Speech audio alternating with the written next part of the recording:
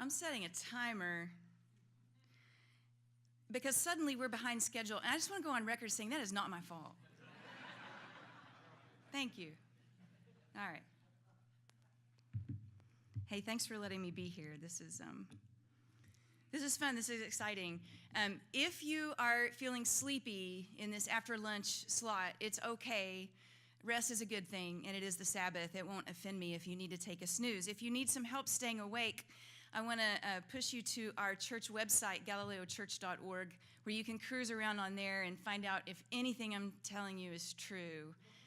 Because surely you will trust what the internet tells you about us, right? Let's say that I invited you over to my house for dinner, which would actually not be all that unusual because in the last 4 years of church planting, my spouse and I estimate that we've had over 400 dinners of church people having meetings and things around our dining room table and on the sofas around the coffee table in our bedroom, just really all over the whole place.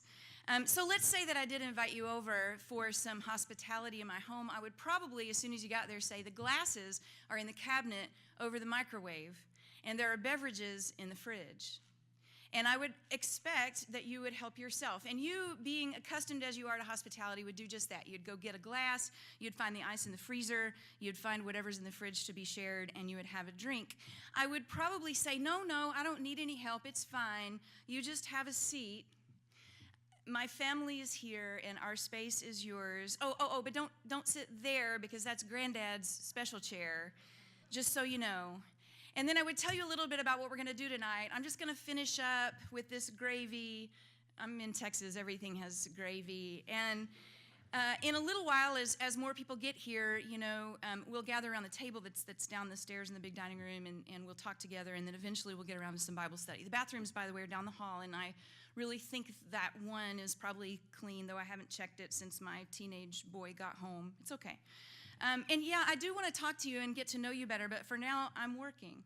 So just make yourself at home, and sometime later when I'm not so busy, we could get some time together. Make yourself at home. Now, being a good guest, as you are, you will make yourself at home. And if we run out of toilet paper, you'll probably dig around the cabinets and find some and replace it on the roll. It's fine. But let's say that as the night draws to a close and everybody's getting ready to go home, you come to me and say, I did you a favor while I was here. It seemed to me that the glasses don't really belong in the cabinet over the microwave. They really make more sense in the cabinet over the toaster oven. Or maybe you would say, these glasses are really nice, and I could use a couple of those in my house. I got a couple friends, I think, who would really like these, and so I've just slipped these into my bag, and I'm going to take them home. No, I would say. You can't take the glasses home, nor can you move them from the cabinet over the microwave. These are my glasses, and this is my kitchen. And though I have invited you to make yourself at home, this is my home. Yeah? You are my guest. Some years ago, the philosopher Jacques Derrida wrote an essay about the very close connection between hospitality and hostility, saying that hospitality is dangerous, because it first assumes and then preserves a power dynamic. It's my house, it's my stuff, it's my family, it's my agenda, and you are a guest here, and that comes with some privileges, but not the most important ones. The situation here is not alterable by you. You're here on my terms. And so Jacques Derrida coined a new word, hospitality. I just want to ask whether you've ever experienced the same in your church, where the church is well equipped to offer hospitality. We repeat to each other and our neighbors all the time that all are welcome, and all means all. But only some are invited to rearrange our stuff, or change our dynamic, or impact our agenda or spend our money or have full-fledged membership in the family of decision makers, which is a subset of the family of the church, right? In fact, when we offer really good hospitality in our church, what that often means is that we will give you a good orientation. We have ushers appointed at the door, and if we're a big enough church, we probably run a newcomers class every quarter or so, because we would like to show you how we do. We'd like to say, this is where we keep the glasses, and there are beverages in the fridge, and don't sit there because that's granddad's chair. We just need you to know. There's a kindness in it, yes, but there is a power dynamic that gets reified in classes exactly like that. Now, consider this story from Matthew chapter 10. You might know that by the time Matthew chapter 10 rolls around, Jesus is seeing his own ministry just explode in popularity. Everywhere he goes, people are excited to see him because they know that he can do great works of power, and they're very happy for that. And so in Matthew chapter 10, Jesus develops a plan to deal with the newfound popularity of his ministry, and here's his plan. Jesus summoned his 12 disciples and gave them authority over unclean spirits to cast them out and to cure every disease and every sickness. These are the names of the 12 apostles, etc. And these 12 Jesus sent out with the following instructions. Don't go anywhere among the Gentiles, enter no town of the Samaritans, but go rather to the lost sheep of the house of Israel. And as you go, proclaim this good news. The reign of God is so close you can reach out and touch it. Cure the sick, raise the dead, cleanse the lepers, cast out demons. You received without payment, give without payment. Don't take any money, no gold, silver, copper in your belts. Don't take a bag so you can't collect any money. Don't wear 2 sets of clothes. Don't take any shoes or even a staff to fend off the wild dogs you encounter on the road. Laborers deserve their food. Whatever town or village you enter, find out who in it is worthy. Stay in their home until you leave. And as you enter their house, greet it, and if that house is worthy, let your peace come upon it. But if it's not worthy, let your peace return to you. Because if anyone will not welcome you or listen to your words, you should just shake off the dust from your feet as you leave that house or town. Truly, I tell you, it'll be more tolerable for the land of Sodom and Gomorrah on the day of judgment than for that town that did not welcome you. Now, as Jesus saw his ministry expanding and his popularity growing, here's what he could have done. He could have said, hey, guys, this ministry is growing because clearly we have what people need. So here's what we're going to do. We're going to set up a ministry station right here. We're going to invite people to come right here. We will advertise broadly where we can be found. You 12, Xerox these flyers and take them out into the villages and invite people to come back right here. And when they get here, we will have some ushers to show them where to sit and where not to sit. And we will make name tags for newcomers, but we won't make them stand up because they don't really like that. We'll show them that the bathrooms are over there and the communion table is right here, where all are welcome and all means all. Now get out there, boys. Go get them. Bring them back. But instead what he said was, we've got what they need, and their hungers are immense. Let's go to them where they are. And here's how you should go. You should go from a position of induced humility and vulnerability. You should let go of everything you have that lets you be self-secure. You should take nothing in your hands that would indicate that you have any power or authority, even though you have lots. But I don't want anybody to mistake what you have in your hands for your power and authority. I don't want anybody to mistake your power for mine. So everything you might have brought with you that would help you on your way, just leave it be. In fact, why don't you go barefoot and without a weapon? I think that's the best way to go. And then he says also, the way you're going to get by in this state of induced humility and vulnerability is that you're going to seek hospitality from those who will give it. And indeed, their willingness to share hospitality with you, to invite you into their home and offer you dinner, is a prerequisite that will show their readiness to receive the good news of the reign of God. So what you're going to do is you're going to go into a place, and wherever you are first welcomed, that is where you will stay. Think about it now. The ones who will probably welcome you first are the ones with the least to lose. They're not going to be the wealthiest people in town, the ones with the nicest house and the most comfortable beds. But as you stay in that town, if you do, and you send out the lepers and you cure the sick and heal every illness, it's likely you'll get better invitations. I'm telling you, don't take them. You just stay in that very first place that offered you a place to lay your head, so that they will know you're not angling for better facilities. You're not looking for more comfort. You are not interested in a more prestigious address. I call this Jesus' own ethic of reverse welcome. Jesus didn't really welcome people to himself so much as he sought welcome in the lives of other people. And so Galileo Church, as a church plant, rents and borrows and sometimes steals space for our church gatherings, partly because we don't have any money, but partly because we believe this is an expression of Jesus' own way of being in the world. There's a kind of induced humility and vulnerability in having to go into our town and ask whether anybody will take us in. Sometimes they'll take us in because we agree to pay a little rent. And this makes perfect sense to the millennials who populate my church, because they, if they are adults, have come of age during the Great Recession. They have college degrees that have not given them the jobs they hoped for.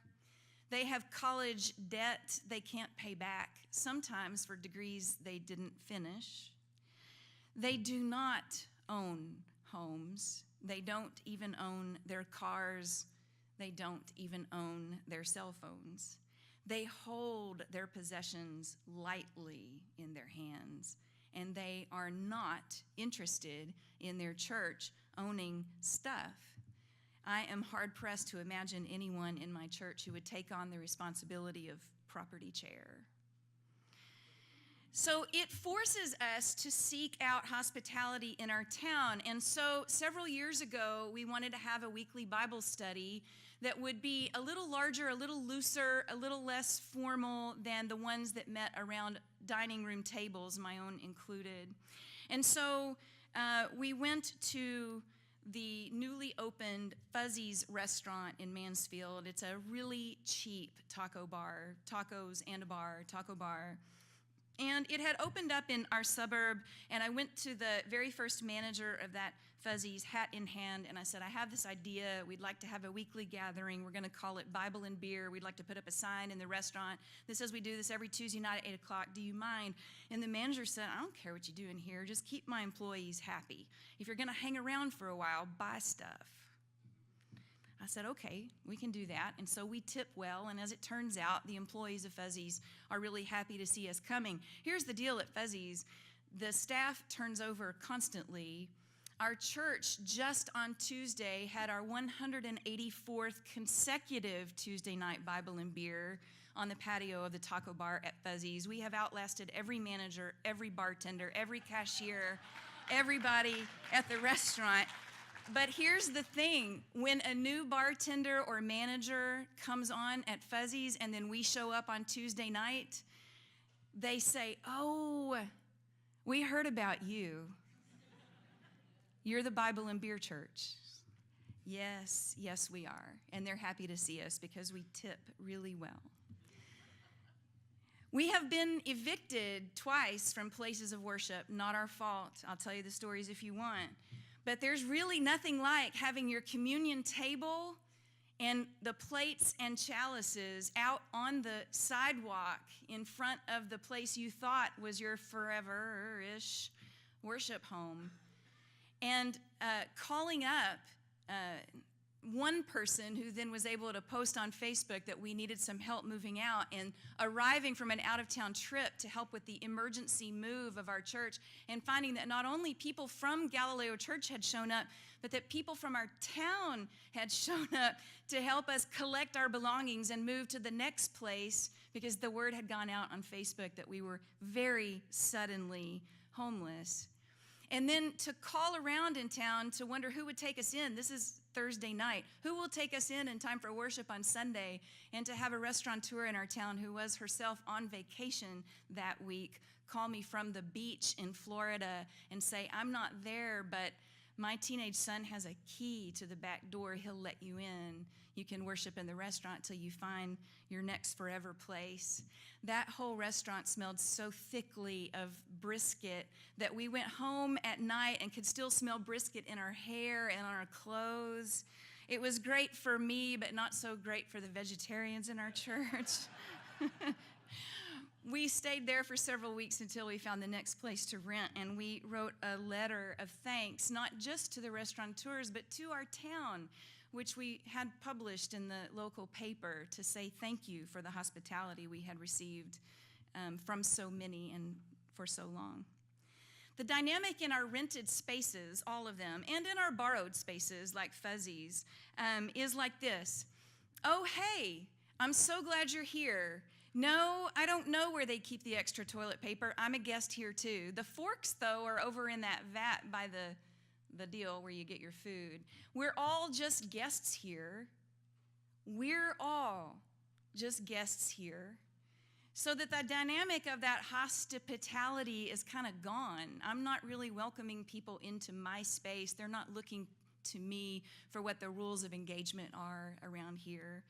It's a kind of disempowering, a kind of induced humility and vulnerability that stays with me and stays with our church, so that whether you've been there for just a week or for the whole 4 years, we're all kind of in the same boat at, America's Best Coffee and Donuts, ABCD, when we're there on Mondays and Wednesday mornings for our study groups.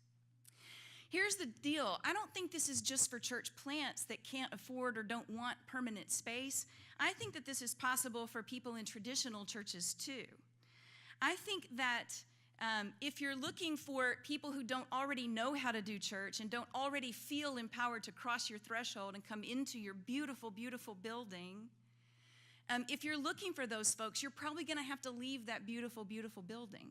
And I'm not saying that the right move for your church is to go have Bible and beer for, a couple hundred Tuesdays in a row at the local taco bar, but maybe you know what you should do to get out of that space, to find the people that are in need of the cures and the expulsions, the healings that Jesus and his followers offered.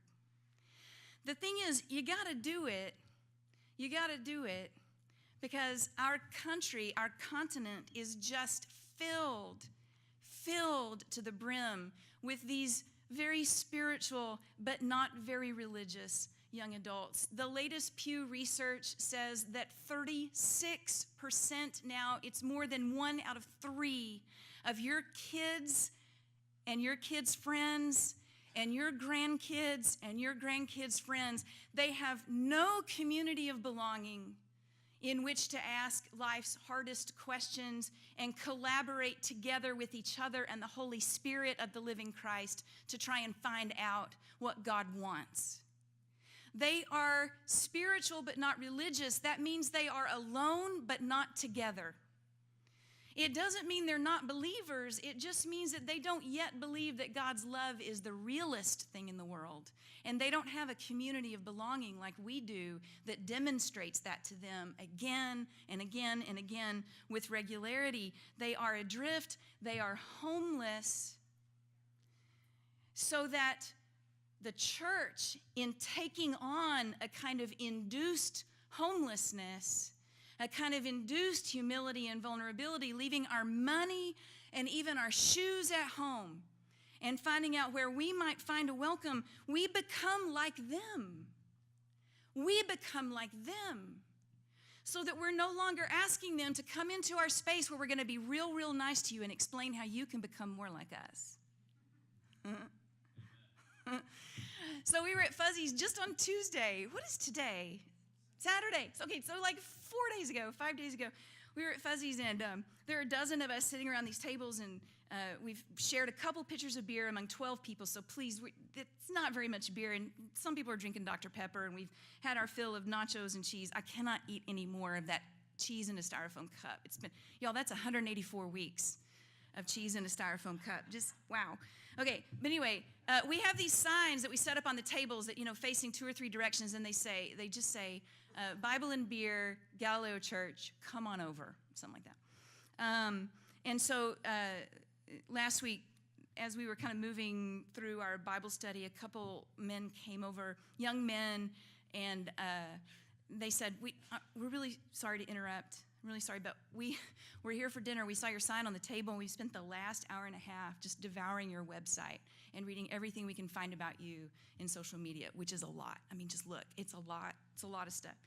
And we just can't get over it, and we just want to say thank you. We're just so glad you exist in the world, and maybe sometime we'll come and join you.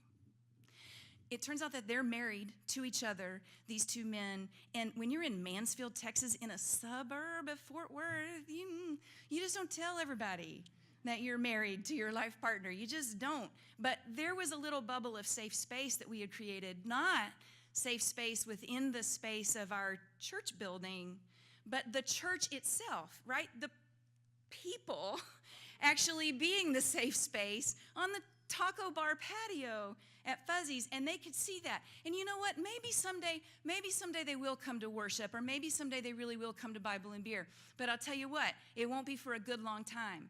I'm not going to see them on Sunday. I won't see them the next Sunday, and here's how I know. I know because a few months ago, a woman named Catherine Keatley showed up at our church, and Catherine, when she came in, I thought, wow, I know her, but my brain doesn't work like it used to. How do I know her? And she was gracious enough to tell me, we met at the Student Activities Fair at UTA, University of Texas at Austin, where every semester we pay $40 to have a booth where we can go and hang up our sign that says LGBTQ and Christian, yes. And people just stop by, we give them a rainbow bracelet, we talk a bit about our church. Anyway, I thought, wow, we were just at UTA like 2 months ago for this activities fair, and I do not remember this woman. What is wrong with me? And she says, oh, no, not at the last one. It was 5 semesters ago. 5 semesters ago you came, and I stopped at the booth, and I told you how much I hate the church and how much the church hates me. And you started crying, and you said, I'm sorry. I'm sorry that we did that. The church doesn't hate you. This church doesn't hate you. But listen, it doesn't matter if we do or we don't. God never did. God never did. And she cried some, and then sort of in her tearfulness, she walked away. And then she told me when she showed up at her church, like 5 semesters later, she said, y'all just keep coming back to that student activities fair. I don't stop anymore, but I know you're there. You just keep coming back. Listen, your church is for churchy people. Your church is for people who already know that God will welcome them and that you will welcome them. Those are the people who are going to cross that threshold to come into where you already are. For people who already more or less know how to do church and know how to receive your gracious hospitality. The question is, how do we make church for people who aren't already churchy? How do we do that? Because there are lots of them, and more and more and more and more of them all the time. They don't know how we do. They might very well come in and think they could rearrange the glasses. We got to decide whether that's okay. What I'm talking about here is not a program to save your church or grow your church, because really, I don't care. I don't think God cares. I know those millennials don't care. They don't care if our churches survive another generation or 2. This is not about being a vampire. You know, like vampire evangelism, that's a technical term for we need fresh blood, right? Because we got programs, man. We got committees. Our nominating committee cannot fill all these slots. if we don't get some new people in here to prop up these old systems. Listen, spend some time in your church and figure out which of your programs you can actually sustain with the people who are already there, people who actually care about it and want to do it and get joy from doing it. And if there's anything left that can't be sustained by the people who are already there, just kill it. Kill it before the end of the year, y'all. Don't rebudget it for another year. Just kill it, and then let the refugees, the spiritual refugees, those SBNRs, those millennials, those hungry people who are out in the villages who might very well offer you hospitality if you ask, hat in hand, if you are vulnerable enough to ask. Let them tell you what they actually need, what they're actually hungry for. And they will help you build it. They will help you do it. After 20 years of ministry in established congregations, and now these 4 in this new iteration, I am still just shocked. I am shocked to find how many people don't know or can't believe that God's love is the realest thing in the world, don't know or cannot believe that God's Spirit is blowing through this world with winds of tremendous blessing, who don't know or can't believe that Jesus came to befriend rather than condemn this world that God loves. They don't know it or can't believe it because we haven't convinced them yet. That is our job, church, and it is not an in-house job. Thank you.